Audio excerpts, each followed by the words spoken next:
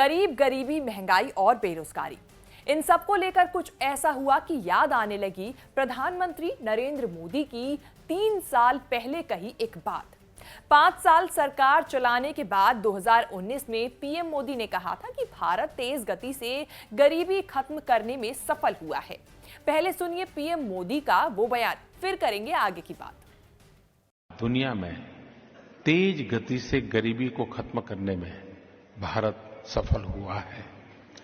मेरा गरीबी के खिलाफ लड़ाई का रास्ता है गरीबों को एम्पावर करना, गरीबों को ताकतवर बनाना। वो खुद गरीबी को खत्म करने के लिए आगे आ जाएंगे। और इसलिए मैं जिन स्कीम को चलाता हूं वो सारी चीजें, दूसरी बात है गरीब को डिग्निटी चाहिए। जब मैं टॉयलेट देता हूं तब एक व्यवस्था नहीं देता हूं, मैं डिग्निटी देता हूं। जब मैं एक गरीब को बैंक अकाउंट खोलता हूं तो बैंक में कितने पैसे महत्व नहीं है। जब उसका बैंक खाता खुलता है उसकी डिग्निटी होती है कि एक अमीर बैंक में जाता है, मैं गरीब हूं, फुटपाथ पर रहता हूं, मैं भी बैंक में जाऊंगा। ये जो एम्पावरमेंट है, ये डिग्निटी है, वो उसके जीवन की सोच को बदल देती है। और मैंने उसको टारगेट किया है और मेरे देश में उसमें सफलता मिली है। और मेरे भीतर का जो संतोष ये है कि जब गरीब बोलता है कि मैं गरीबी को खत्म करूंगा, उससे बड़ा जीवन का कोई संतोष नहीं हो सकता है। प्रचंड बहुमत से दूसरी बार चुनाव जीतकर देश चला रहे पीएम मोदी के इसी दावे पर सवाल उठे हैं। सवाल उठाने वाले राहुल गांधी या मोदी का विरोध करने वाले लोग नहीं, बीजेपी के सगे संगठन आरएसएस के महासचिव यानी सरकारवाह दत्तात्रेय होसबोले हैं, जिन्होंने गरीबी, बेरोजगारी और महंगाई के सवाल पर कुछ आंकड़े देश के सामने रखे हैं। स्वदेशी जागरण मंच द्वारा आयोजित एक वेबिनार में होसबोले ने आंकड़ा रखा गरीबी का। कई वर्षों से, कई दशकों से, शतकों से हमारे लिए एक राक्षसी रूप लेकर सामना के रूप में खड़े हैं, वह है देश की गरीबी। इस चुनौती को भी संहार कर विजय प्राप्त करना यह हमारे लिए अत्यंत आवश्यक है। भारत में आज गरीबी कितने हैं? लगभग 20 करोड़ लोग गरीबी रेखा के नीचे जी रहे हैं। यह एक आंकड़े हमारे लिए बहुत दर्दनाक है। और एक आंकड़े मैं देख रहा था, प्रतिदिन 375 रुपए से कम आय है ऐसे लोग हिंदुस्तान में 23 crore people are having less than 375 rupees income per day. Modi सरकार के आते ही नौकरी और रोजगार दोनों का वजन एक जैसे लगने लगा। पकौड़े तलिए या पैकेट वाले पकौड़े प्रोड्यूस करने वाली कंपनी में व्हाइट कॉलर वाली जॉब करिए, सब एक सांचे में फिट कर दिए गए। अब कोई भाषण में बोलता है कि 10 लाख एम्प्लॉयमेंट देंगे तो दिमाग लगाना पड़ता है कि 10 लाख एम्प्लॉयमेंट मतलब नौकरी की बात हो रही है या समोसे पकौड़े वाले ठेले की। होसबोले ने बिना लाग लपेट हिसाब दे दिया। पिछले जून में लगभग 4 करोड़ 2.2 रूरल एरिया में, 1.8 करोड़ अर्बन एरिया में।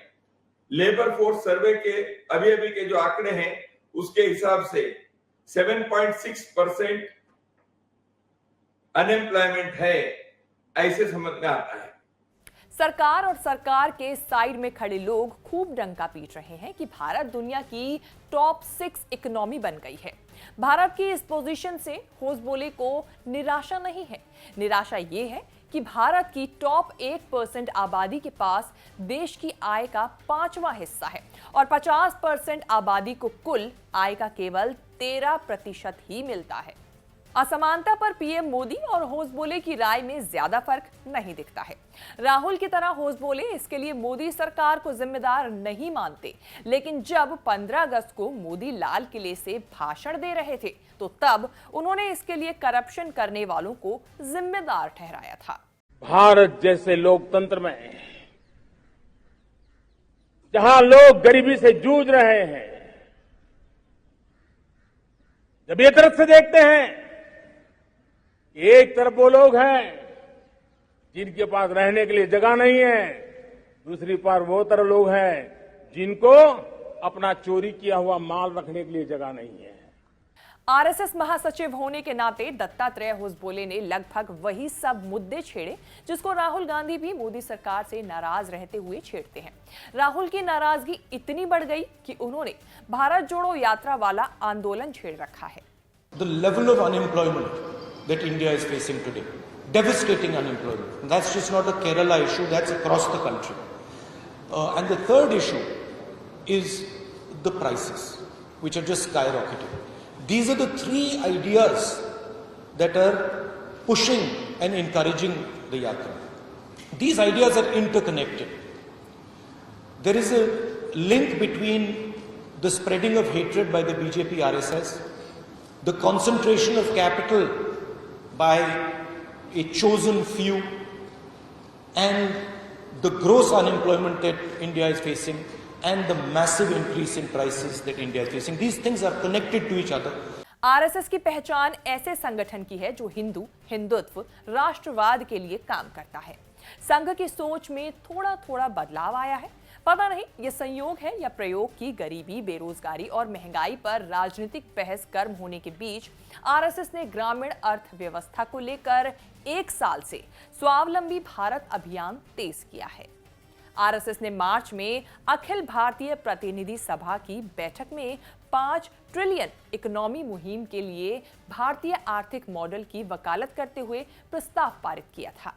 स्वदेशी जागरण मंच समेत आरएसएस से जुड़े 6 संगठनों ने करीब 700 जिलों में आंदोलन सक्रिय किया। अभियान एंटरप्रेन्योरशिप और सेल्फ एम्प्लॉयमेंट की वकालत करता है। इतना सब कहने सुनने के बाद क्या माना जाए कि आरएसएस मोदी सरकार से नाखुश है? नहीं, ऐसा बिल्कुल भी नहीं है। होसबोले हालात के लिए मोदी सरकार को नहीं बल्कि पिछली सरकारों को, मतलब गैर बीजेपी सरकारों को दोषी मानते हैं। गांवों से माइग्रेशन हुआ, शहरों में जिंदगी जहन्नुम बन गई। मौजूदा सरकार ने हालात बदलने के प्रयास किए हैं।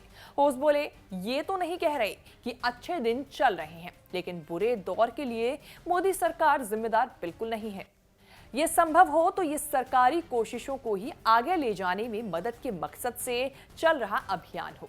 लेकिन संभव ये भी है कि हिंदुत्व में बिजी रहने वाले संगठन को भी ये चिंता सता रही है तो 23 करोड़ लोग अगर रोज में 375 रुपए से ही कम कमाई करेंगे तो हिंदुत्व और राष्ट्रवाद के नारे मद्दिम पड़ सकते हैं।